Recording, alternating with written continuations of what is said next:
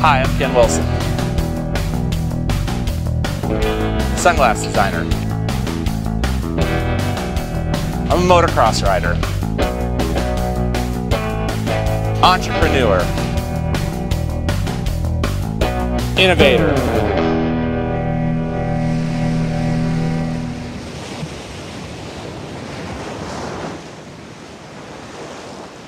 My passion is designing glasses and seeing people wear them. It gives me a warm, fuzzy feeling.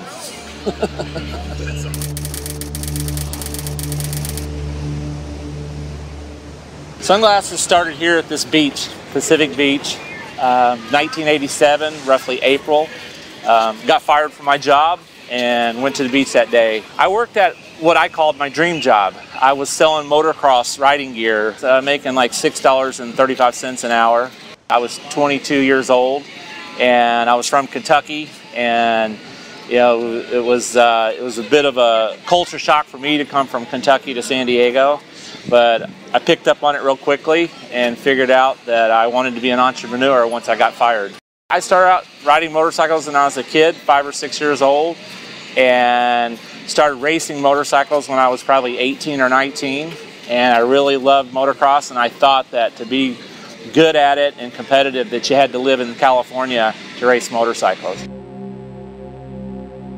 I met this guy named Bill here selling glasses one day, and I was with a friend of mine. I didn't even have a car, and I looked at these glasses. My friend Mike said, hey, you know, you could probably peddle sunglasses, you know, like this guy. So I got the crazy idea to write this guy a check for 75 bucks that I didn't have any money in my account, and I bought like a couple dozen from him. And I went in, we drove back to El Cajon and went in this bicycle store and sold that guy those couple dozen glasses for like I don't know, 280 bucks I think is what we traded for. And he gave me a check. We ran to the bank, put that check in the bank so the $75 check wouldn't bounce. At that point, I was selling sunglasses to bicycle stores, motorcycle stores, and I was kind of getting bored with it because really didn't have a brand or anything. Just was calling my company Biff Malibu, West Coast Optics. They had a couple names I was running around with little business cards printed up.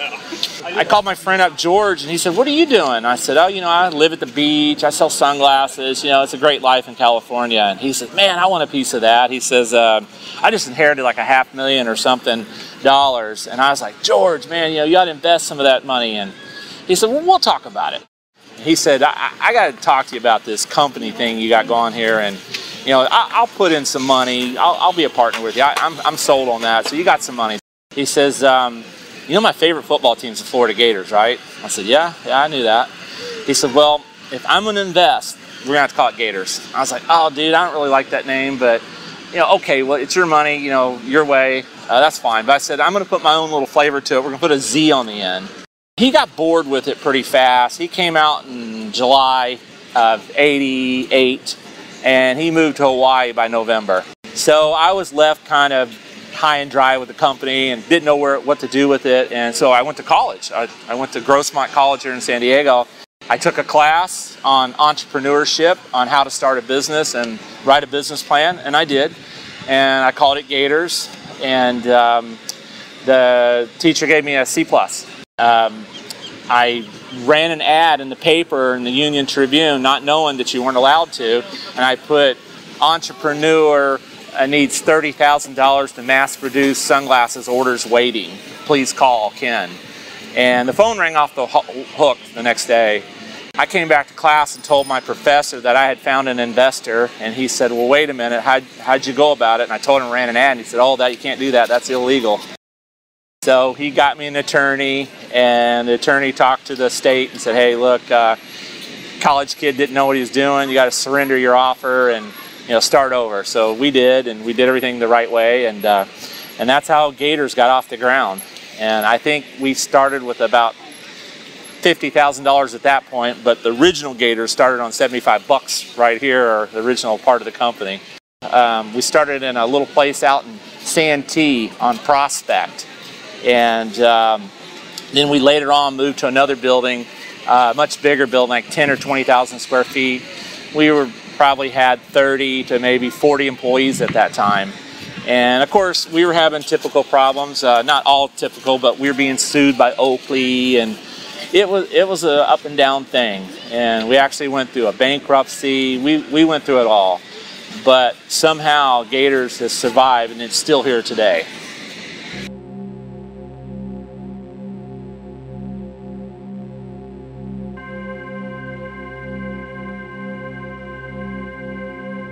And that pretty much worked myself out of a job and out of a company.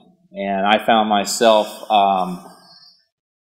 not having a company no more and not having a job. So I was like, wow. I ended up going home one day and saying, yep, that's it. That's the end of Gatorz. And that'll be the chapter right there, and that's over.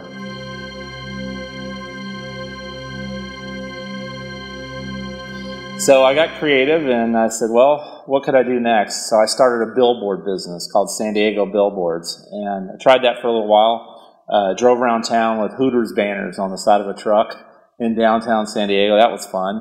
And then I got into the mortgage business, and started doing mortgage, and also started flipping houses. I was buying and selling houses, and of course I didn't have a lot of money, and I was living on my boat at the time. Someone said to me, hey, that's not really your passion, you know. You're more of a sunglass guy than a loan guy or a real estate guy. I don't really see you fitting in. And I was wondering about that. So I said, maybe I should start another sunglass business. So I called Sammy Hagar up and I said, hey, what if I came up with another idea for some glasses? And he said, sure, you know, show me what you got. I think it was somewhere around Christmas time of maybe 2001. I think it had been about a year since I'd lost the company and things. And so I came up with this pair of glasses, flew up to San Francisco, went to Sammy's house, slid them down the table. We were sitting at this big kitchen table he had in his house. He was sitting one end, I was sitting at the other. And, you know, let me see what you got. So I slide these glasses down the table. He jumps up, runs over to the mirror, looks at it, comes back and sits down and slides them back over to him, and he says, well, he says, I don't know if they'll ever be in style, but he goes, you know what? I don't think they'll ever go out of style. He said, let's do this. And I was like, wow, okay. So he bought like 1,000 pairs of glasses, and that basically financed the liquid business right off the start. And that's how we kind of kick-started the company in the beginning. People were saying, well, what's next? You know, where do you go from here? And I said, well, I've had this name Liquid in the back of my mind for a long time. So we started peddling the sunglasses at motorcycle shows, kind of like we'd done Gatorz in the past. And I met this guy that said, hey, I can do these platings on your frames. And I said, that's interesting. What could you do? And he did some samples, and it was like a black nickel plating. And he said, you know, who sells these? And I said, well, not too many people. And he said, well, I'd like to sell them. So this guy took the glasses, and he said, how do you recommend I sell them? I said, I don't know, maybe go to Sturgis, go to Daytona, go to these rallies where they have all these motorcycles and people buy them. He said, okay, I'll try that. So he bought, fortunately, like $30,000 worth to start. So it was a big order in the beginning. And I was kind of puzzled by it, but he started doing really good. And I was like, maybe there's a lot more potential here. So that went on, and I was still doing the real estate, kind of in between, you know, sunglasses and not. And then someone kept saying to me, hey, I think you ought to get involved in the glasses more than the real estate.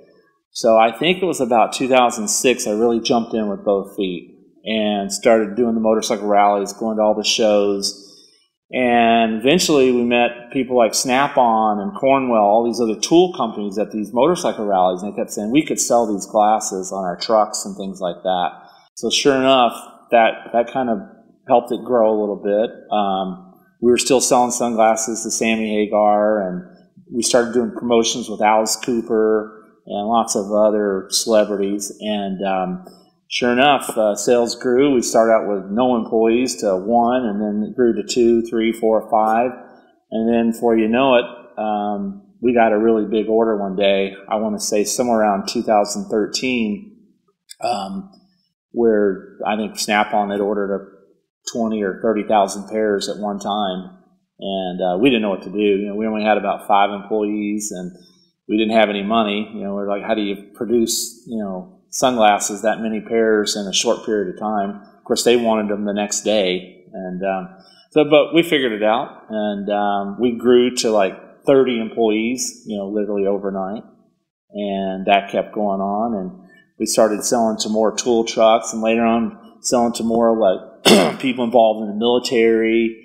And the businesses grew, you know, just kept going on and on and on. Still going strong today. Probably somewhere in the neighborhood, maybe 40 employees. I'm not sure, you know, somewhere around there. We're doing glasses for other companies. We don't just do for liquid.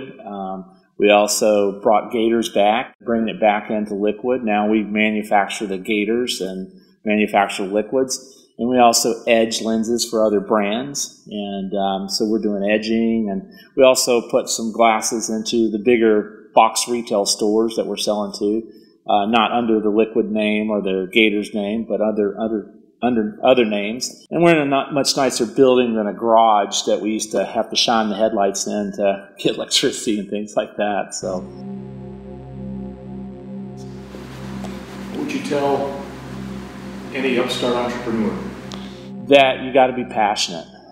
If you're going to do anything, you got to be passionate about it. Just to kick along like I was doing the mortgage and the real estate and just doing it because I thought I was going to make some money. I don't think just to make some money is good enough. You got to be passionate about what you're doing. And someone asked me earlier today, you know, what am I doing wrong? I'm trying to be successful. And I said, what are you doing? He said, I'm doing everything. He says, I'm doing real estate, I'm doing this and that, and named all these things. And he says, when you were, or if you ever considered yourself being successful, was it at everything or was it at one thing? And I said, I don't think I can multitask. I think it has to be one thing. And I said, maybe you need to zero in on find out what you're passionate about. But I think that's the key to being successful, being passionate, definitely.